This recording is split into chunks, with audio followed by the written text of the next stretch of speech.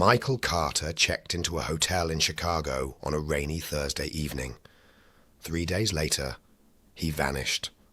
No signs of a struggle, no ransom note, no evidence that he ever left the building. But that wasn't the strangest part. The strangest part was that the room he disappeared from wasn't supposed to exist. Michael was a sales executive who travelled constantly for work. According to hotel records, he checked into room 1107 shortly after 8 p.m. Security cameras showed him entering the lobby, speaking briefly with the receptionist, and taking the elevator upstairs. The next morning, he failed to attend an important business meeting. His co-workers called him repeatedly. No answer. By evening, hotel staff used a master key to enter his room. His suitcase sat beside the bed. His wallet remained on the desk. His laptop was still open. But Michael was gone. At first, police believed he had left voluntarily. People disappear all the time. Most cases have simple explanations. Then investigators reviewed the hotel's security footage. The cameras clearly showed Michael entering the elevator. They clearly showed him stepping out on the 11th floor. But they never showed him leaving. Not through the lobby. Not through an emergency exit. Not through a stairwell. It was as if he had simply vanished.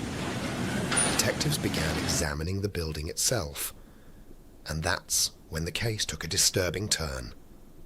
According to the hotel's official blueprints, there was no room 1107. In fact, there was no 11th floor at all. The building jumped from floor 10 to floor 12.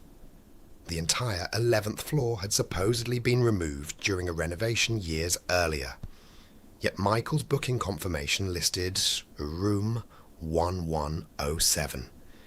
His digital keycard worked. The receptionist remembered assigning him that room. Even the hotel's computer system showed it as occupied, but nobody could physically locate it. At first, investigators assumed it was a software error, until they discovered Michael wasn't the first guest connected to room 1107. Over the previous 20 years, 7 other guests had checked into that same room, and every one of them disappeared. No bodies were ever recovered. No suspects were identified. Every case ended the same way. A guest checked in, spent the night, and vanished without a trace. As investigators dug deeper, they uncovered something even stranger. Hidden inside the hotel's archive room was an old photograph dated 1987. The image showed a hallway. At the end of that hallway was a door labelled 1107. Standing beside the door was a man. The detective stared at the photograph in disbelief. The man looked exactly like Michael Carter. The same face, the same age, the same expression. There was only one problem. The photograph had been taken decades before Michael was born. Experts examined the image. It wasn't altered. It wasn't fabricated. No one could explain it. The case quickly attracted attention. Journalists covered the mystery. Internet forums exploded with theories. Most people dismissed it as an elaborate hoax. Then a detective reviewing security footage noticed something unusual. When Michael exited the elevator, another person briefly appeared behind him. A woman. She was visible for less than 2 seconds. No hotel records matched her identity. No guest resembled her. And every camera that should have captured her afterward failed to do so. She appeared once, then vanished. The detective zoomed in on the footage. A chill ran down his spine. The woman wasn't looking at Michael. She was staring directly into the camera, and she was smiling. It wasn't a friendly smile. It was the kind of smile that suggested she knew exactly what was about to happen. Investigators searched through older disappearance cases. The same woman appeared in every one.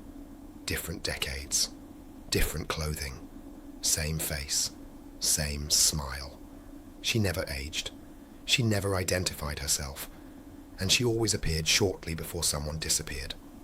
Months passed with no answers. Then, a retired maintenance worker contacted police.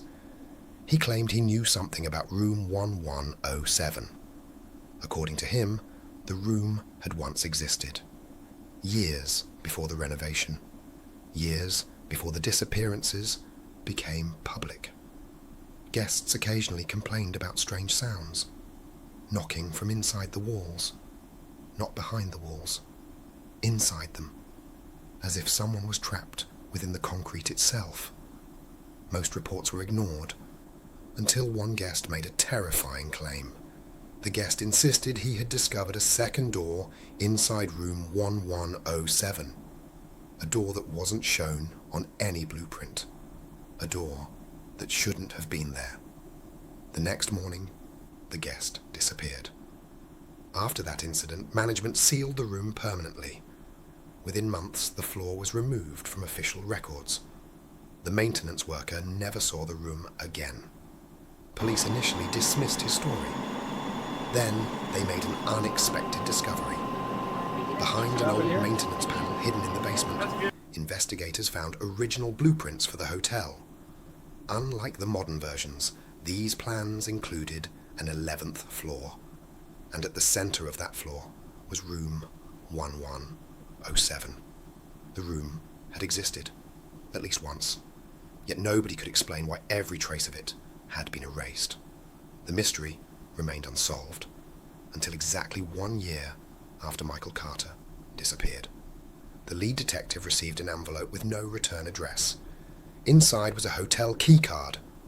The card was labelled 1107. There was also a photograph. The detective examined it carefully. The image showed Michael standing in a hotel hallway. He looked healthy, calm, almost comfortable. Behind him stood dozens of people, men and women, from every disappearance connected to room 1107. Every missing guest, every unsolved case, all standing together, all staring directly into the camera, all smiling. Written on the back of the photograph was a single sentence, a sentence that investigators have never been able to explain. "The room is not missing. You're just looking on the wrong floor.